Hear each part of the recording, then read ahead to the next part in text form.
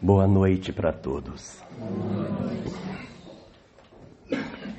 Muito obrigado pelo convite me feito nessa celebração de aniversário da nossa instituição, nos seus 101 anos de existência, o que, na verdade, é um marco extraordinário, não simplesmente no dia de hoje, mas há 100 anos atrás, nós temos uma instituição espírita que continua atuando até o momento presente. Fazer o trabalho de divulgação da mensagem espírita ainda no século anterior é uma coisa fantástica, quando as condições eram absolutamente diferentes daquelas que hoje nós possuímos. Mas é assim mesmo. A nossa sociedade vive em constante mudança. Nós estamos sempre num processo de transformação e se nós formos observar, à medida em que nós vamos amadurecendo espiritualmente, nós vamos revisitando as próprias páginas do Evangelho e encontrando nas palavras de Jesus informações que parecem que não estavam ali quando nós passamos os olhos das outras vezes.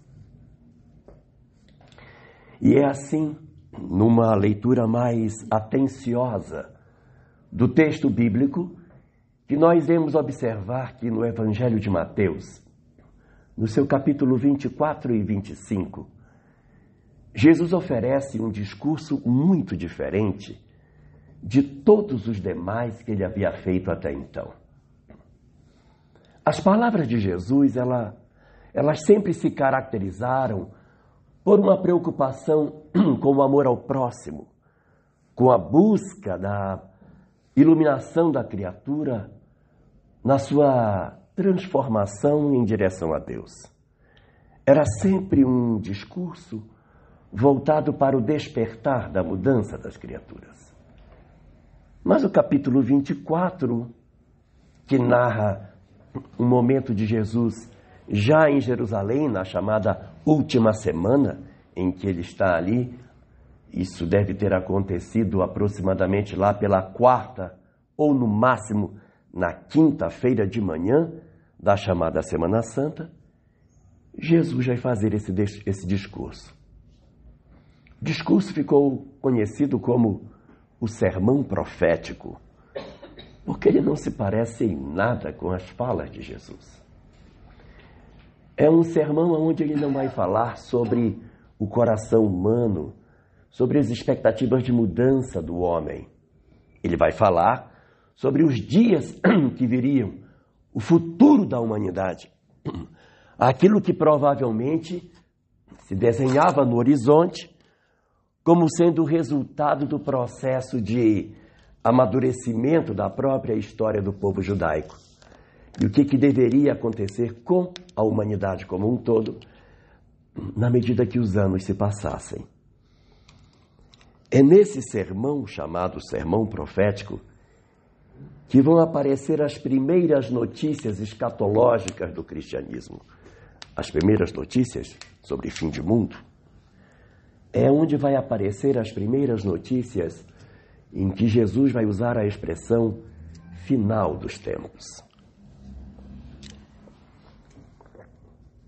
O termo aparece em português assim, mas quando a gente olha no grego, não está escrito final dos tempos.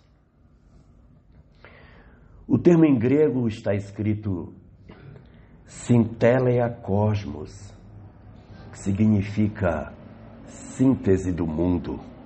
Synteleia tem a ver com síntese, com resultado.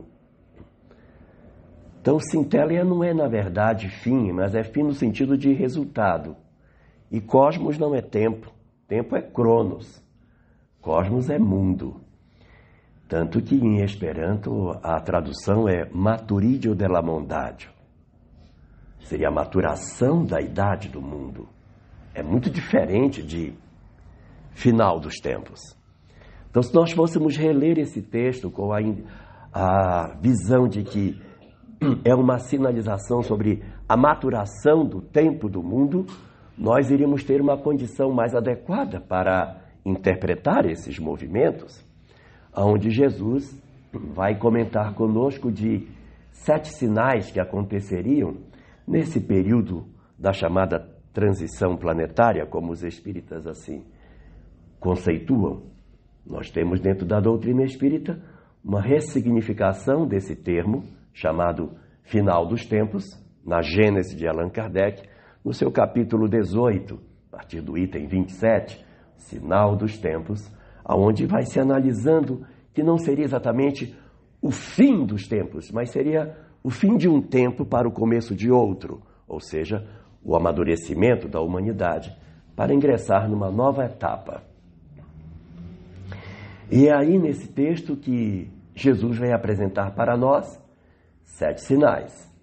O primeiro é a chegada dos falsos cristos. A segunda são os rumores de guerras. O terceiro, os cataclismas.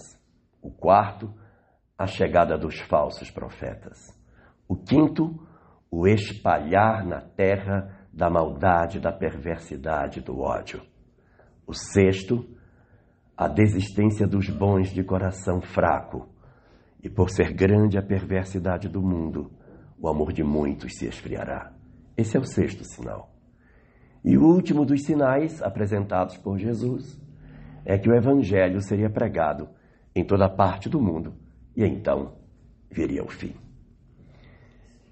Esse texto, ele vai ser uma base para um trabalho ainda mais detalhado sobre essa questão do advento de uma nova etapa na humanidade, desenvolvido no livro O Apocalipse de João, que é uma obra que fecha o Novo Testamento, constituída de 22 capítulos, onde João tem uma série de visões, e as suas visões vão apresentando um trançar com o sermão profético, fazendo com que a gente observe na leitura do Apocalipse o surgimento de vários pontos importantíssimos de conexão com a mensagem de Jesus, do chamado sermão profético.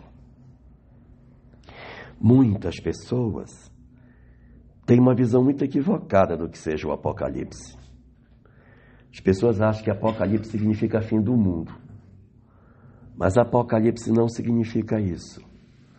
Apocalipse, na verdade, é porque não foi traduzido do grego. Eu não sei por que não traduziram. Em outros idiomas é traduzido. O livro de Apocalipse em outros idiomas é chamado de o livro das revelações. Porque calipso em grego é cobrir, ocultar. Apocalipso é tirar o véu, é revelar o que está oculto. Era para ter traduzido e a gente ter o último livro da Bíblia com o nome de o livro das revelações. Mas ficou com o nome Apocalipse e nós temos uma leitura de que Apocalipse significa desgraça, fim, desespero e morte. Não é exatamente isso que o texto fala. O texto fala, sim, de muitas dores. Sem dúvida nenhuma. São vários selos que são abertos e cada selo é um suspense. Abre o primeiro, o segundo, o terceiro, o quarto, o quinto, sexto selo. Você está desesperado, esperando para abrir o último, ver se acaba. Quando abre o sétimo selo, não, agora vai ter um suspense. Porque o sétimo selo se desdobra em 7 trombetas. Aí vai a primeira trombeta do sétimo selo, depois a segunda trombeta, a terceira. Quando chegar lá na frente, você não aguenta mais. Quando chegar na 5ª trombeta, muda a designação. A 5ª trombeta é o primeiro ai. A 6ª trombeta é o segundo ai. Aí passa a 5ª, passa a 6ª. Quando vem a 7ª, você diz, agora acaba. Quando chega na 7ª trombeta do 7º selo, que era para terminar, o livro diz, corre. Capítulos e mais capítulos em cima da última das trombetas. E é verdade, tem muitas dores, tem muitos sofrimentos. Mas o texto não termina na dor. O texto termina de maneira muito bonita. Porque o final do Apocalipse é a vitória do bem sobre o mal. O capítulo anterior ao último, no penúltimo capítulo, ocorre a batalha de Armagedon, aonde o bem e o mal se defrontam, nessa visão metafórica, por favor. E no fim, o bem, vencendo o mal, promove a retirada daqueles que são seus seguidores da terra. A terra se renova, uma terra nova desce dos céus, e aqueles que foram leais ao Cordeiro, como é chamado Jesus ao longo desse texto, então esses vão habitar essa terra nova, a Nova Jerusalém. E a terra se torna um lugar maravilhoso. Mas aqueles que desobedeceram e que se perfilaram ao lado do erro, esses são retirados da terra e levados para um local de sofrimento.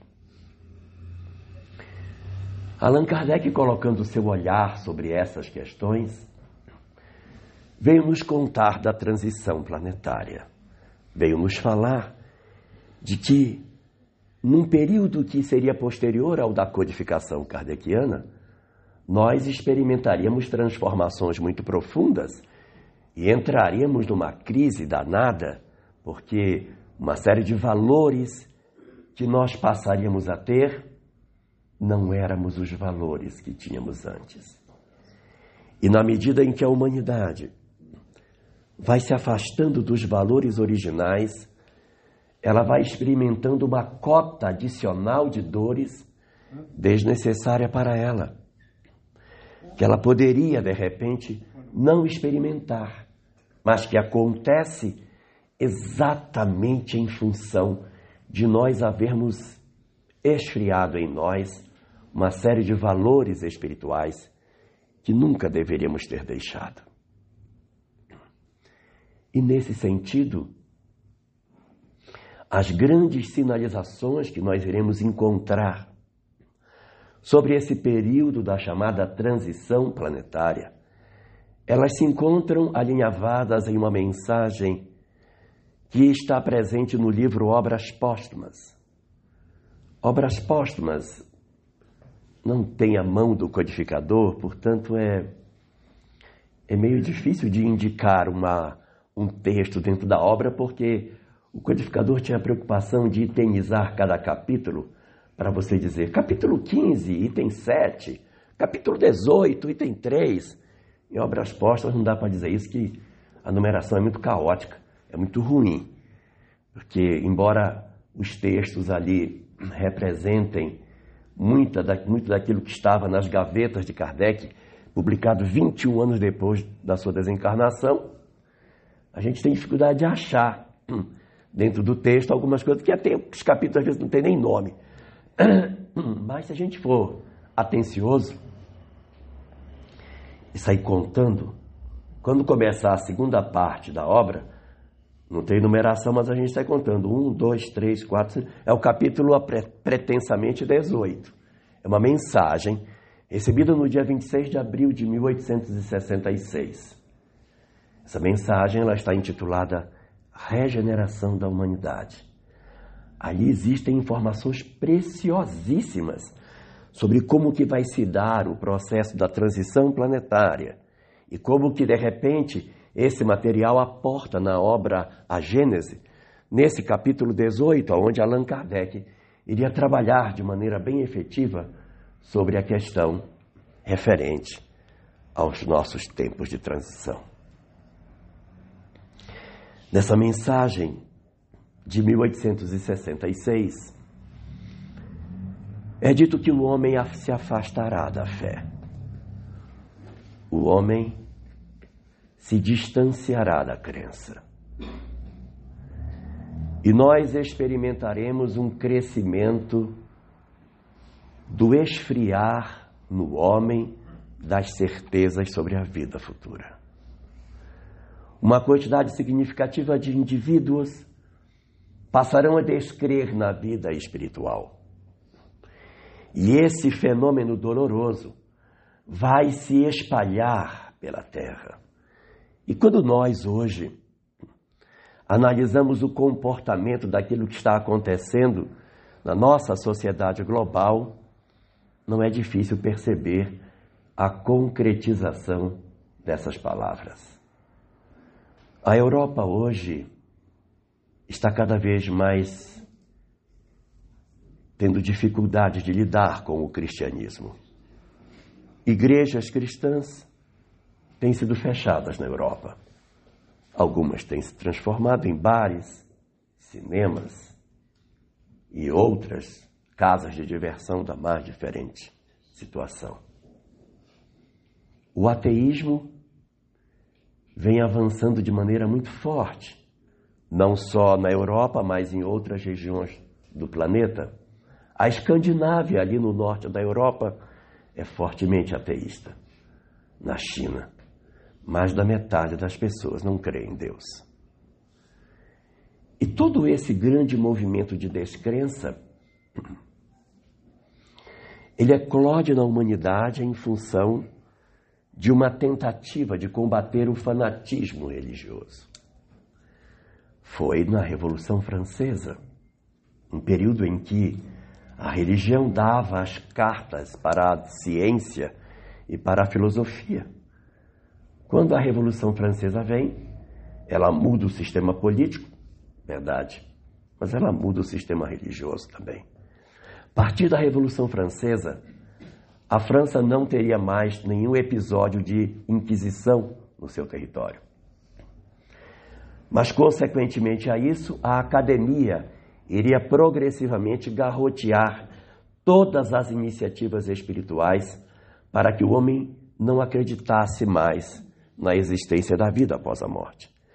Exatamente por essa grande circunstância é que o Espiritismo se apresenta na humanidade, na segunda metade do século XIX, como o antídoto ao materialismo que se espalhava na Europa e que tinha, de repente, a possibilidade de atingir o planeta como um todo. A leitura, portanto, que a nossa humanidade hoje tem, de que o mundo é só matéria, de que as coisas se circunscrevem ao período do berço ao túmulo, ainda são ecos da Revolução Francesa. Ainda fazem parte do período em que o pêndulo que estava do lado esquerdo se soltou e foi embora para o outro lado, para o lado do ateísmo. Havia aqui de um lado o fanatismo religioso, e quando se cortou essas amarras, o pêndulo foi para o outro extremo, no ateísmo, sem saber colocar no centro, que seria, tudo bem, o fanatismo é ruim, mas a espiritualidade do homem nunca foi ruim. Mas na expectativa de matar o fanatismo, matou-se a espiritualidade também e empurrou-se o homem na direção do ateísmo. Qual é o resultado de tudo isso? O resultado é o cenário apresentado na mensagem de 1866 e no capítulo 18 do livro A Gênese, em que a humanidade vai perder a bússola de si própria.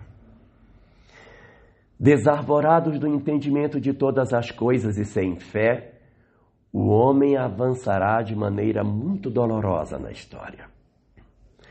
Os laços de família se afrouxarão. As criaturas perderão a esperança em dias melhores.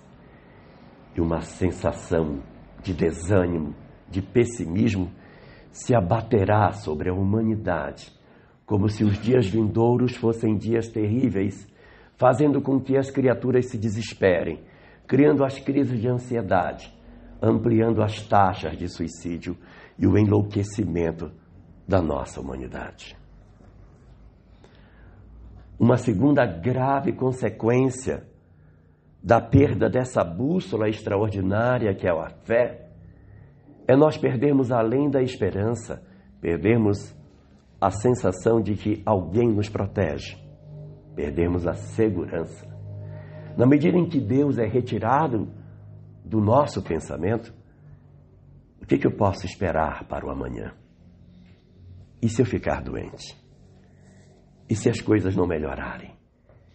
Eu passo a ter uma insegurança absurda, porque não há mais a mão invisível amorosa tomando conta de nós.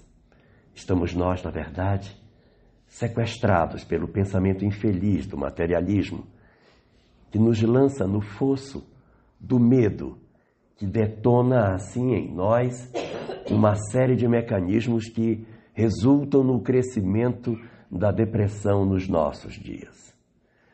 Nós sempre tivemos depressão na humanidade. Sempre teve. Mas não como temos agora. Atualmente, 4,6% da humanidade está acometida desse mal. E aí, nós vamos perceber que essa insegurança, motivada muito frequentemente pela fé, mas por uma série de outros fenômenos sociológicos que acontecem, as questões de segurança pública, o abandono no lar, o desamor, a crueldade, a indiferença das criaturas diante da dor do outro.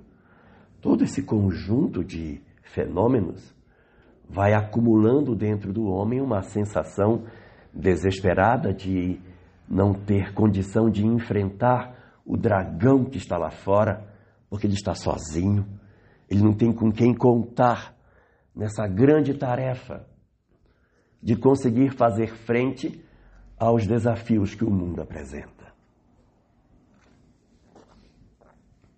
Por isso, a gente vai perceber que a falta de fé,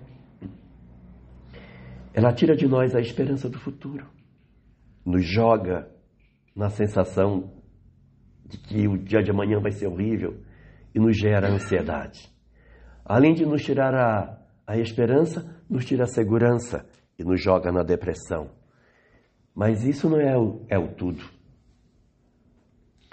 Se não há Deus, não há regra. Se não há regra, não há limite para as minhas ações. Então, quando a gente sequestra a fé, nós matamos a esperança, nós matamos a segurança e matamos a temperança das criaturas. Porque antes elas diziam, eu não vou fazer isso, porque isso não é certo. Que a minha religião diz para eu não fazer, porque Deus não vai se agradar disso, porque isso não é justo fazer. Na medida em que Deus é afastado desse cenário, por que não fazer? Me dê um motivo para que eu não enlouqueça na promiscuidade. Me dê uma justificativa para que eu não procure as drogas. Para que a minha vida não seja, na verdade, um cortejo de atos infelizes que significam exatamente o meu deboche diante de tudo aquilo que representa a crença das outras criaturas, justificando que a fé foi responsável por uma série de mortes durante o período da Idade Média e da Idade Moderna, na Inquisição. Eu afronto a religião, afronto Deus, criando uma conduta oposta a tudo aquilo que ele propõe. No livro Libertação do Sofrimento, no seu capítulo 2, Joana de Ângeles trata dessa questão e diz que o que fez com que os homens cometessem tantos desatinos em nome da religião não foi exatamente a vivência religiosa, foi o fanatismo religioso. Esse era o problema. A religião não, mas o fanatismo sim. Então o que houve conosco? Nós hoje estamos a braços com uma sociedade completamente carcomida nos seus valores. O seu Elias aqui deve lembrar que no tempo dele de juventude não era desse jeito. Era desse jeito, seu Elias? Não era dessa forma. A vida não era assim. Não era desse jeito que a gente vivia. Não era dessa forma que a sociedade funcionava. Nós quebramos uma série de regras. E o resultado disso é que nós não sabemos mais consertar. A gente não sabe. Quando a gente tem um determinado problema e tem uma forma de resolver esse problema, está tudo legal. Porque eu tenho o problema e eu tenho a forma de resolver. Mas quando surge um problema novo e eu não tenho a maneira de resolver, a gente diz, eu tenho o problema e o modelo anterior não soluciona o problema novo. Mas o problema existe. Sociologicamente, quando isso acontece, nós dizemos que estamos em crise. Estamos em crise. Então, Na escola, a gente já não sabe mais como lidar com o aluno. Então tem crise na escola. Na religião, a gente já não sabe mais como lidar com os fiéis. Tem crise na religião também. Na economia, a gente não sabe mais como é que resolve o problema econômico. Tem crise na economia. Tem crise na família. Tem crise em todos os lugares. A crise, hoje, ela é generalizada. E a humanidade, exatamente por ter se afastado de uma referência que, ao longo dos séculos, conseguiu garantir o equilíbrio da sua própria existência, experimenta hoje um momento dolorosíssimo em que as taxas de desequilíbrio da nossa humanidade chegaram a níveis alarmantes. E eu vou provar. Muita gente hoje faz uso de medicamento, taxa preta, controlado. Ou às vezes nem são com a taxa preta, taxa vermelhinha. Muita gente faz para controlar uma depressão, controlar uma ansiedade, síndrome do pânico, um transtorno opositor desafiador, um problema que ele tenha de TDAH. Cada um, na sua característica, está tomando um remedinho. Imagine tirar todo o medicamento do mundo por 1 ano.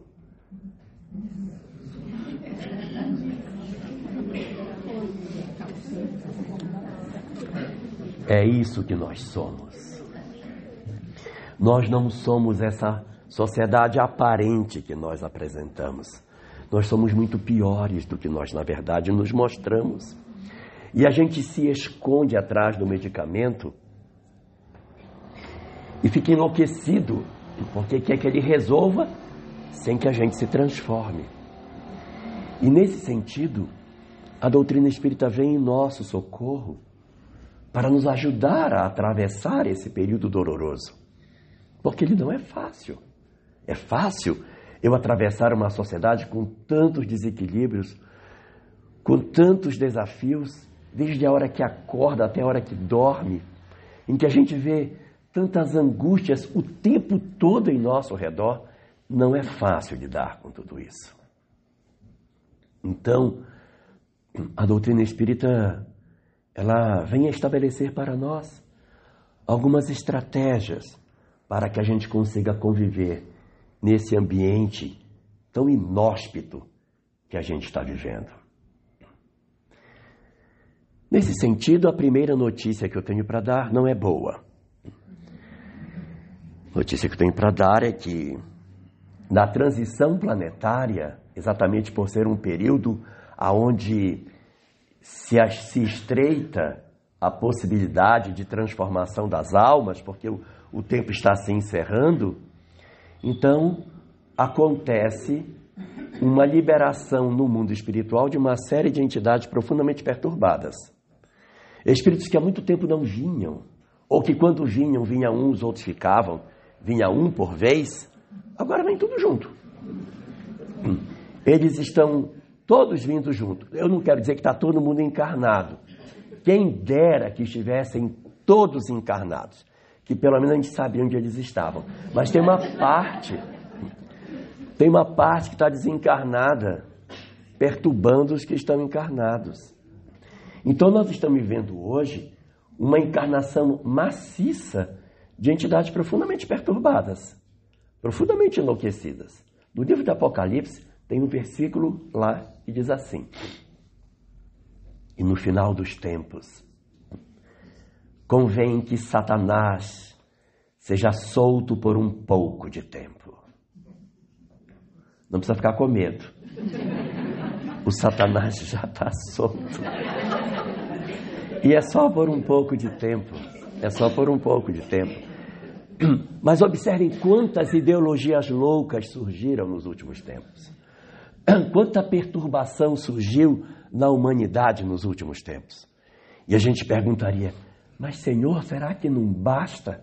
Já não chega tanta loucura? Todo dia que a gente liga a televisão tem uma coisa diferente? Tem um absurdo maior? Onde é que a gente vai parar? Que loucura tudo isso! Pois é.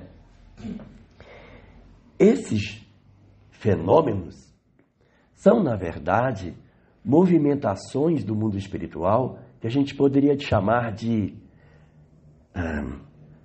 uma certa estratégia, como se fossem fenômenos catalisadores das pessoas.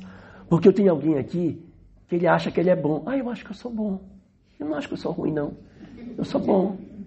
Eu vou para a aula, volto para casa. Eu acho que eu sou bom. Não sou um menino mau. Não é? Vamos ver se não é. Aí aparece uma ideologia sugerindo que a pessoa se filie nele para matar pessoas. E ele sai do país dele para ir lá para o outro país, para ingressar em determinados movimentos, para a partir dali matar pessoas. Aí você vai descobrir, olha, ele não era tão bom quanto a gente pensou que fosse, porque algo dentro dele ainda mexia, chamava a pessoa nessa direção. Outro diz, não, eu sou muito equilibrado, sexualmente já estou todo resolvido, não tem mais nenhum problema. Tem certeza? Vamos ver. Solta o baile funk para ele. Então, se a nossa sociedade visita, divulga, participa e gosta, é porque ainda existe afinidade com determinadas condutas. Então a gente vai perceber que, no fundo, esses movimentos catalisadores que eles estão para revelar quem nós somos. E só para não perder muito tempo nisso, os brasileiros, eles sempre disseram, mas conosco não tem esse perigo não, porque aqui o negócio é tranquilo. Nós somos um povo de paz. A gente já não entende como é que esse pessoal do Oriente Médio briga tanto, pelo amor de Deus. Por que não senta, faz um barreado, senta todo mundo para conversar? O que acontece? Então eles nos deram uma amostra nos últimos anos do que é uma polarização política, para a gente descobrir que a gente não é tão bonzinho como pensa que é. É só para a gente ver que ainda existe muita violência dentro de nós. Então, diante desses movimentos que acontecem, existem 3 formas que a criatura humana tem para se comportar diante deles. A primeira, indesejável.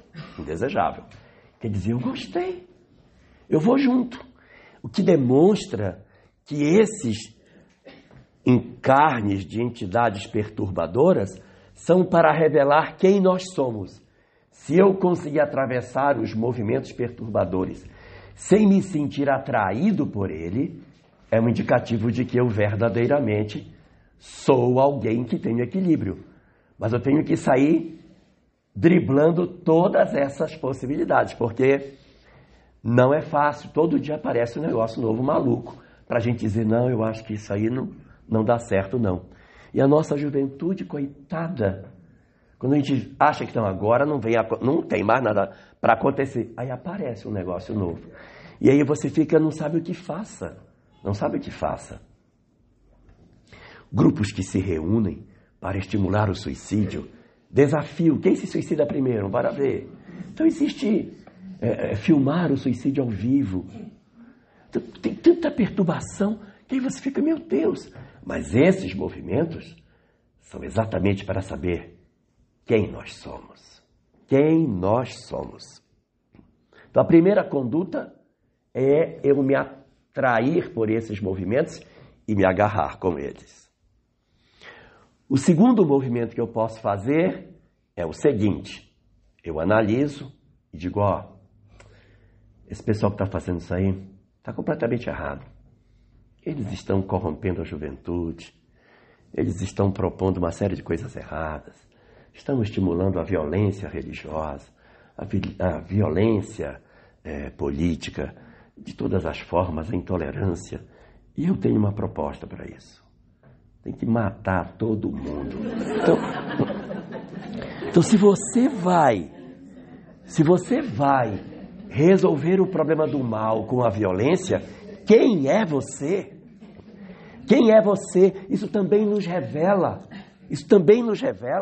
Não é só eu me perfilar com o mal, mas eu odiar o mal também não é proposta do bem. O bem nunca pode se servir das armas da violência para divulgar as coisas que propõe.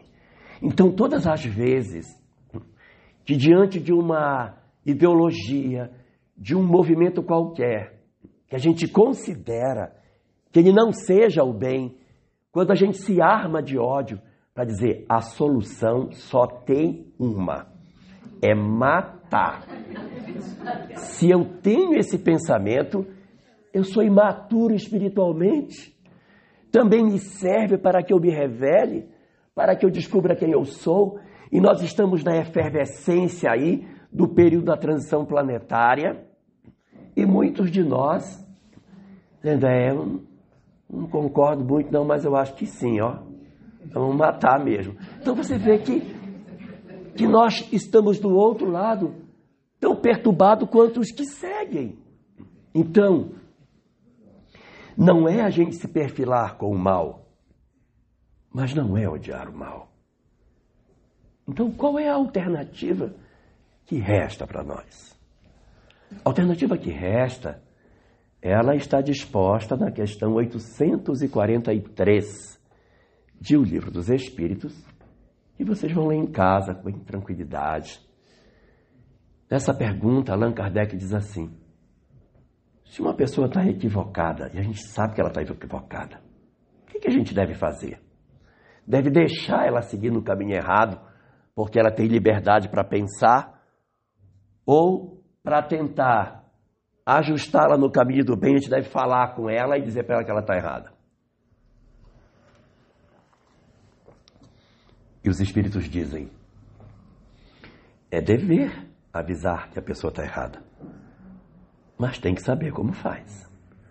Porque se for com violência, com agressividade e tentando impor as suas ideias, você é tão intolerante quanto o outro. Então é de sentar, conversar, oferecer as ideias, sem a perspectiva e a esperança de que eu vou ser o resolutor de todas as coisas. Eu vou conversar aí, vou ter uma farinha de condão, plim, vou mudando as pessoas. Não é nosso papel. A gente vai contribuir na semeadura, mas não necessariamente conseguindo de fato transformar a vida das pessoas. Nós não devemos nos omitir, mas nós devemos trabalhar oferecendo o que temos de melhor para a construção de uma sociedade de paz, para que a gente consiga viver em paz na nossa sociedade. Não existe possibilidade de nós construirmos uma sociedade harmônica levantando a espada da violência. No capítulo 1 da obra Paulo e Estevão, quando Gesiel descobre que seu pai tinha posto fogo nas terras do vizinho por vingança do que ele lhe havia feito, Gesiel olha para o pai e diz, ô meu pai, por que levantaste o braço vingador? E às vezes a gente quer levantar o braço vingador. Nós queremos ser a palmatória do mundo. E essa não é a nossa responsabilidade.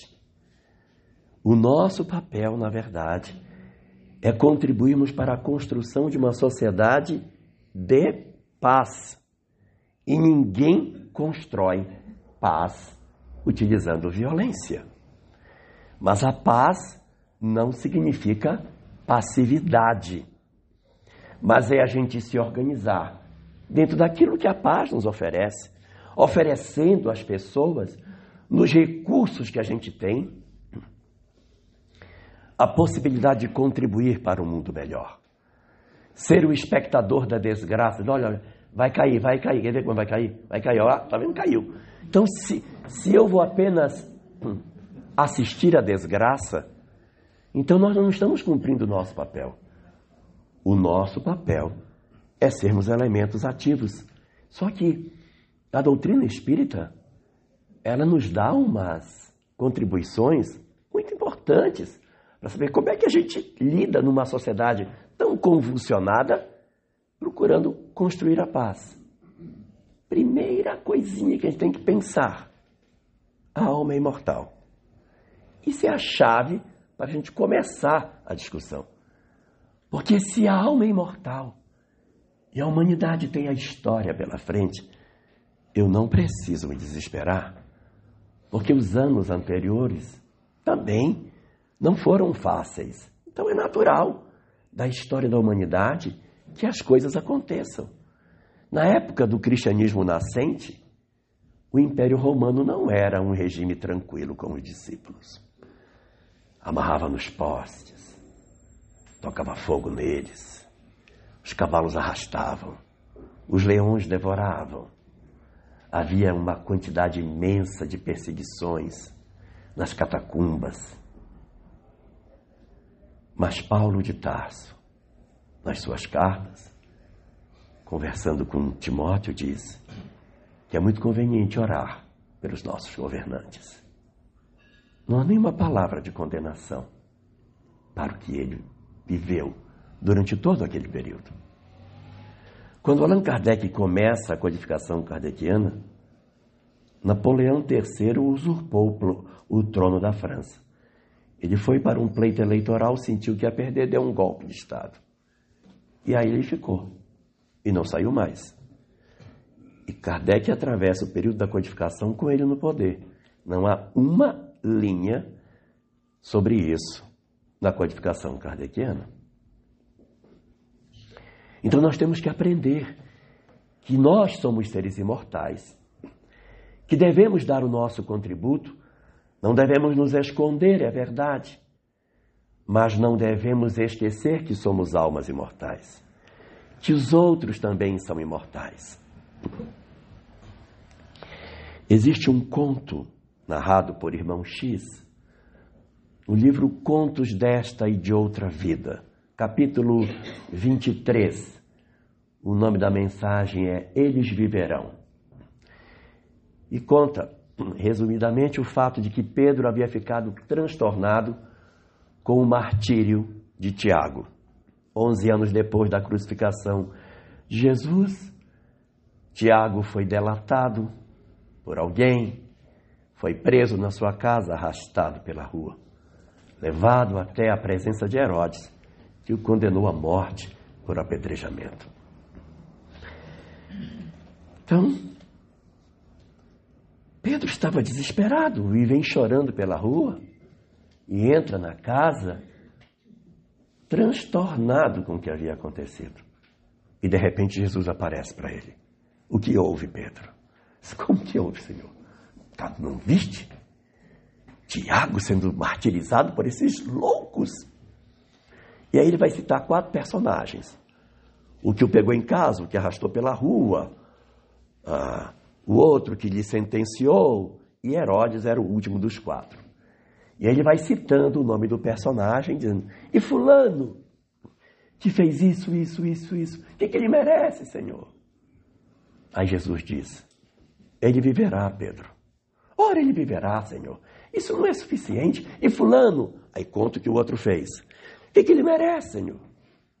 Ele viverá, Pedro. E assim ele vai, um por um, até chegar em Herodes. E Herodes, o nosso rei, que concorda com um absurdo desse, Senhor, o que é para fazer com Herodes? Ele viverá. Mas, Senhor, como ele viverá? Sim, Pedro, eles viverão. Eles viverão. E o remorso possui fé o suficiente para amargar uma existência inteira. Eles encontrarão as experiências que precisarem para que eles se desembaraçem do mal. Mas não os odeie para que tu não te vincules a eles. Então, às vezes, a gente odeia tanto determinadas pessoas, como se a gente desconhecesse a lei da reencarnação. Sabia que o ódio também liga pessoas? E a gente pode nascer filho de alguém que a gente tanto odeia? Então, odiar menos para ver se a gente nasce pelo menos primo, né? Então, existe uma quantidade enorme de desafios na nossa sociedade e nós estamos sendo tomados por todos eles. Isso está roubando a nossa paz. A mesma coisa acontece dentro de casa, quando a gente convive em casa e a gente se desespera com as coisas. Se desespera com o filho, enveredando pelas drogas, por uma vida estranha, por um caminho de promiscuidade. Mas, meu Deus, o que vai ser desse menino? O que vai ser dessa menina? Ou às vezes o casamento começa a ficar difícil demais. Meu Deus, não aguento mais. E a gente precisa também ter paz para isso. E a grande lição da doutrina espírita é a mesma. Nós somos seres imortais. Nós somos almas transcendentes. O nosso papel como pai e como mãe não é transformar filhos, é educar os filhos.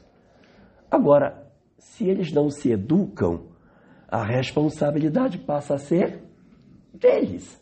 Mas se eu não os educo, a responsabilidade é minha. Se eu os educo e eles não correspondem e eu os abandono, a responsabilidade é nossa.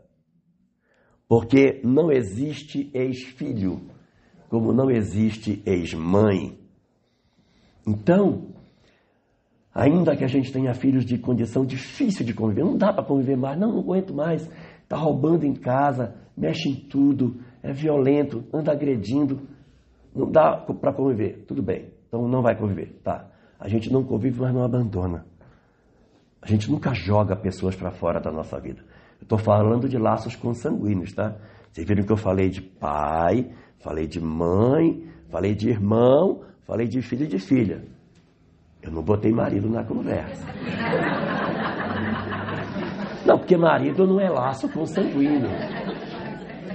E nós temos o direito, se a relação não estiver satisfatoriamente bem colocada, a gente tem o direito de repensar essa relação. E só para não deixar ponta aberta, eu vou deixar 3 conselhos para quem, de repente, se separar ou já se separou. Primeiro, evite separar. É muito ruim. É muito ruim. Se puder resgatar, resgate. Tire umas férias, viaje. Tente resgatar a relação. Faça o que puder. Tente o que puder. Não deu, separou. 3 conselhos para quem separar. Primeiro, não enlouqueça. Não vá para a noite achando que agora você tem 20 anos para tirar o... Não faça isso. Não se diminua como pessoa. Não faça isso. Segundo, não guarde ódio da pessoa. Não guarde mágoa dele. Trabalhe a mágoa e o ódio. Porque a mágoa e o ódio juntam os espíritos no futuro. Então a gente acaba renascendo com o sujeito na próxima. Não necessariamente como marido. Não se preocupe. Não necessariamente como marido. Vem como filho, como neto. Puxa a orelhinha. Então vem de algumas formas alternativas. Não vem necessariamente como marido. Mas se você não quer a pessoa perto de você, solta. Deixa ele seguir. Trabalhe o perdão. Lave sua alma. Viva em paz. Tem uns vídeos do Divaldo. Visualizações terapêuticas. Procure no YouTube. Tem lá. Faça aquele exercício todo dia e se libere de ter a mágoa, ressentimento dessa pessoa que tanto lhe prejudicou. Tem vezes que a gente tem cônjuges que nos machucam muito, deixam feridas muito profundas, muito difíceis. Mas a gente precisa trabalhar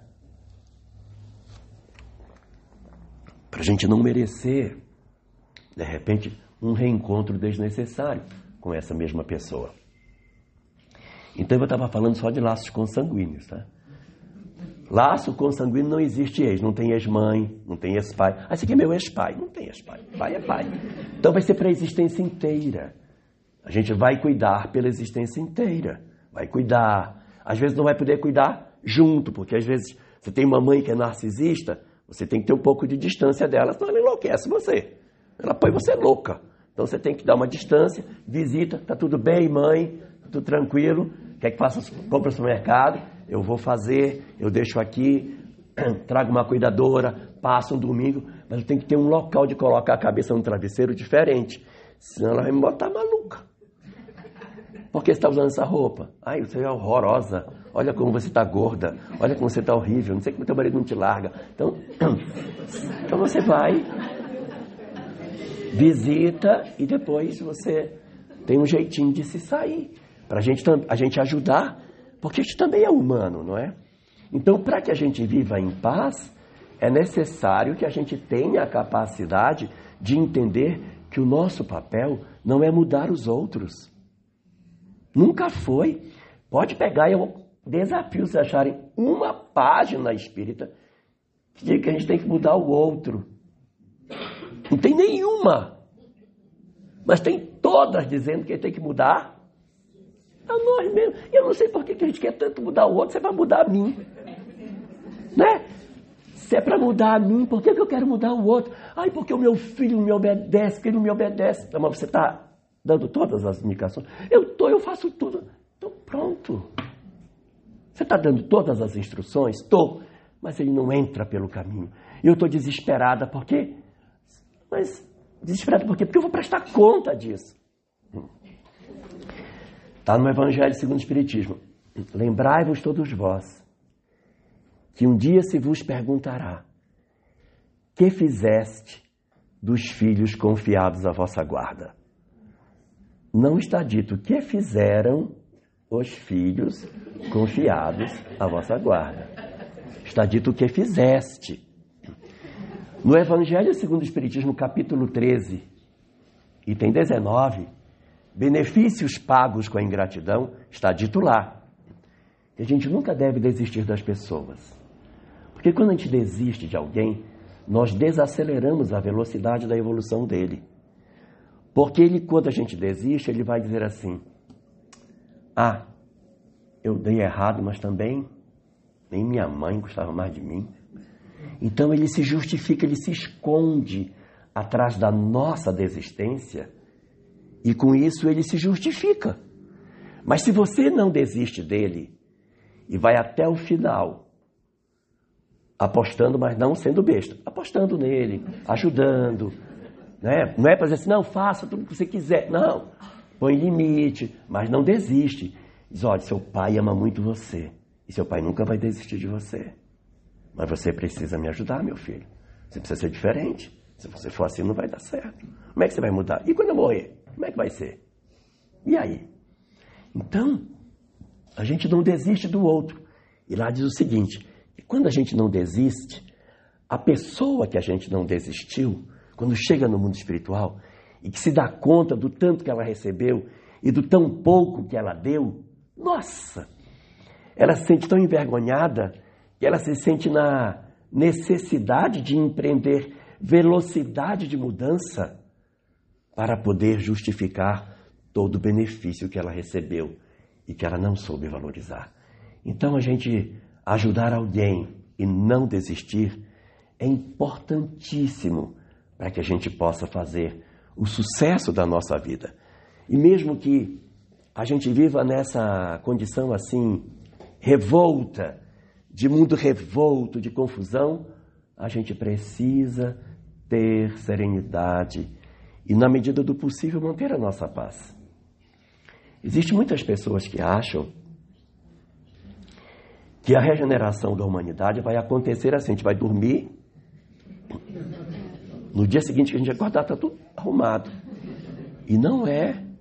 Emmanuel diz que a regeneração chegará no mundo palmo a palmo, coração a coração. Sabe o que significa isso?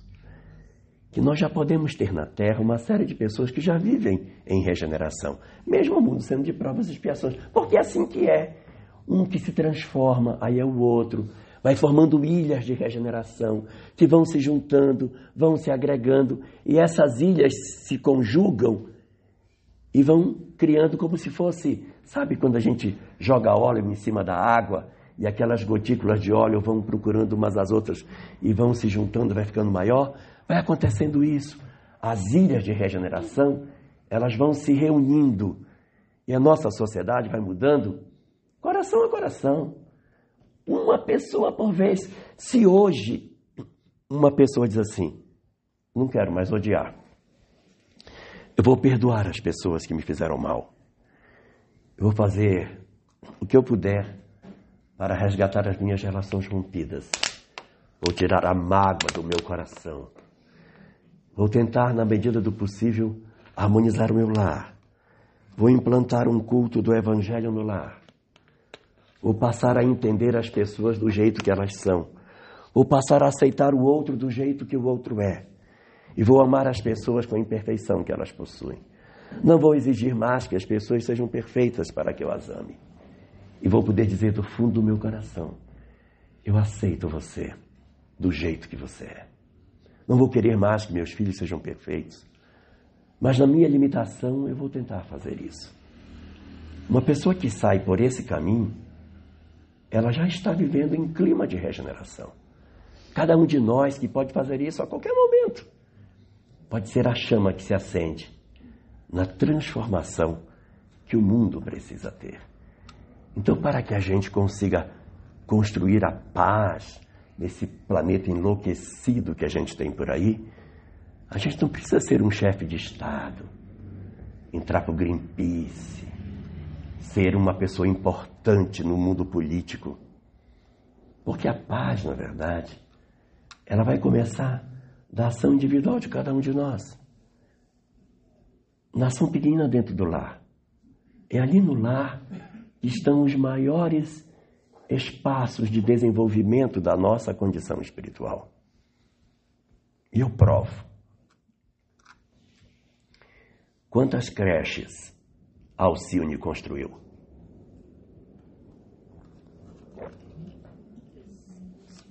Nenhuma. Quantas coisas fora no ambiente de sociedade Alcione fez? Nada. Alcione que estou falando é do livro Renúncia. Ela se dedicou a quê a vida inteira? Família. Cuidou da mãe, cuidou do pai, cuidou da madrasta, terrível, cuidou da irmã.